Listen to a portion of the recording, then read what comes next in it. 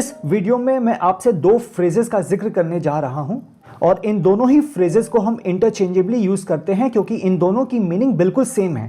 पहला फ्रेज है do you know what I mean और दूसरा फ्रेज है do you know what I am saying. इन दोनों ही फ्रेजेस में हम चाहे तो डू हटा दें और सिर्फ बोलें you know what I mean या you know what I am saying. Even आप डू को भी हटा दें और यू को भी हटा दें और सिर्फ बोलें नो व्हाट आई मीन या know what I am saying. इन दोनों फ्रेजेस के दो मीनिंग्स होते हैं। पहले मीनिंग नंबर 1 देखते हैं हिंदी में। किसी बात या विचार को स्पष्ट करने के बाद यह जानने के लिए इस्तेमाल किया जाता है कि सुनने वाला आपकी बात समझ गया या नहीं। इसी मीनिंग को इंग्लिश में अगर देखना हो तो ये रहेगा used at the end of a statement to check if the listener understands what has been said और इम्प्लाइड। इस मीनिंग के कुछ एग्जाम्पल्स देखते हैं। Example number 1, the party was a little boring if you know what I mean.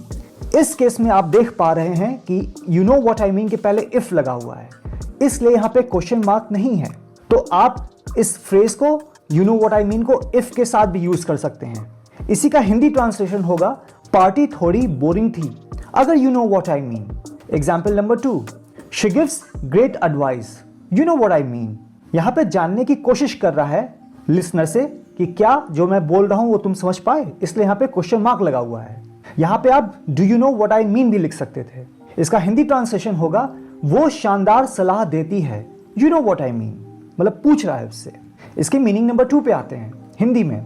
अपनी बात पर जोर देने, एक छोटा विराम यानी पॉज भरने या कथन को विनम्र यानी कि सॉफ्टन बनाने के लिए इस्तेमाल किया जाता है और अक्सर किसी वास्तविक उत्तर यानी कि आंसर की अपेक्षा किए बिना।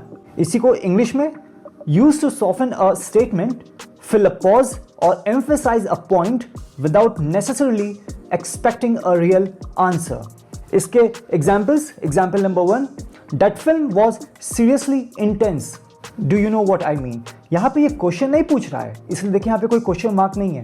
यहां पे जानने की कोशिश नहीं हो रही है कि लिसनर को बात समझ में आई कि नहीं।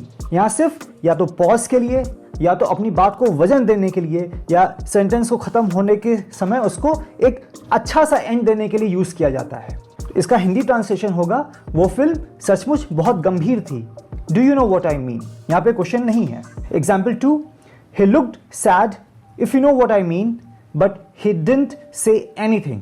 वो दुखी दिख रहा था if you know what I mean, लेकिन उसने कुछ नहीं कहा। यहां पे लिसनर से कोई क्वेश्चन नहीं पूछा जा रहा है।